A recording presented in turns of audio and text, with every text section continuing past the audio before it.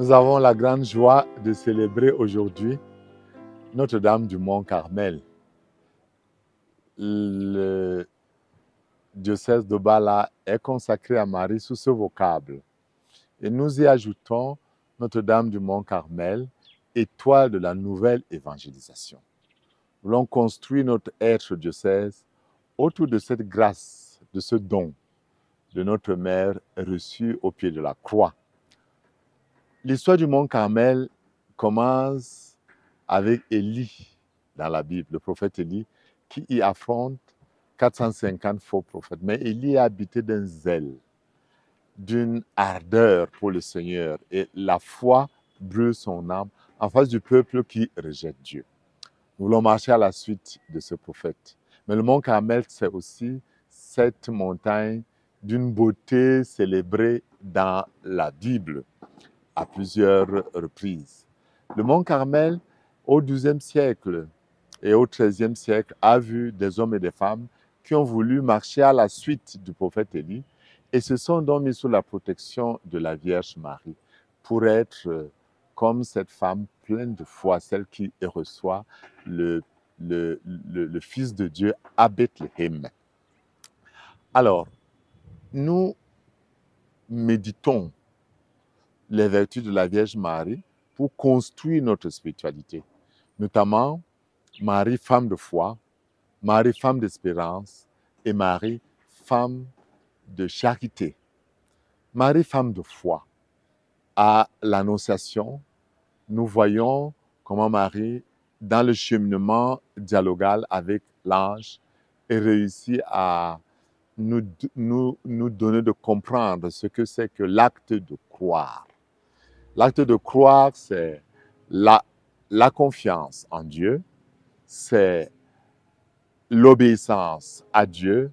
L'acte de croire, c'est l'abandon entre les mains de Dieu. C'est cette dame-là que nous voulons imiter. Nous voulons également imiter Marie, Notre-Dame de l'Espérance. Marie, dans le Magnificat, nous proclame certes la grande joie dans l'action de grâce, mais également le fait que Dieu se souvient de son peuple. Dieu se souvient de ses promesses. Avec Marie, nous voulons nous redire tout le temps, Dieu accomplit toujours ses promesses. Nous voulons avoir avec elle la grâce de l'espérance. N'est-ce pas l'espérance qui nous donne de persévérer, d'être inventif, créatif, innovatif. Mais Marie, c'est également la femme de la charité qui quitte son bien-être pour aller certes apporter la joie immense à Élisabeth. Marie apporte la joie, comme Marie nous voulons apporter la joie, mais pas seulement la joie, aussi cette aide concrète qu'elle apporte à son aîné. Mais célébrer Notre-Dame du Mont-Carmel, c'est aussi voir comment apparaissant, par exemple, à Bernadette de Soubirous lors de la dernière apparition, Bernadette dit que la Vierge était silencieuse, mais qu'elle était très belle.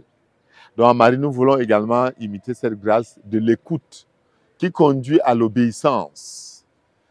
L'écoute dans le silence qui nous donne d'accueillir tout ce que Dieu dépose dans notre cœur et de l'y conserver. Mais pas seulement. La Vierge Marie reçoit la grâce de l'Esprit Saint qui apporte dans son cœur la lumière et la joie. Lumière et joie sont aussi les caractéristiques des fils et filles du Mont Carmel qui reçoivent l'Esprit Saint. En fin de compte, on a la dimension de la beauté. Beauté intérieure, beauté extérieure. Voilà, sur ces points essentiels, nous voulons construire une spiritualité propre à notre diocèse. Disciples missionnaires. Nous voulons être de ceux-là qui veulent, comme Marie, être habités par la foi, l'espérance et la charité.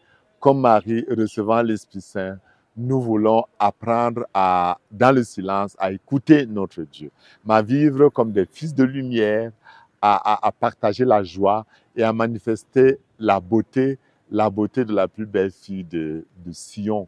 Comme Bernadette disait, que la dame était d'une beauté inimaginable. Et que Dieu vous bénisse en ce saint jour et nous donne de cheminer de plus en plus pour construire un diocèse beau et digne de disciples missionnaires. Amen.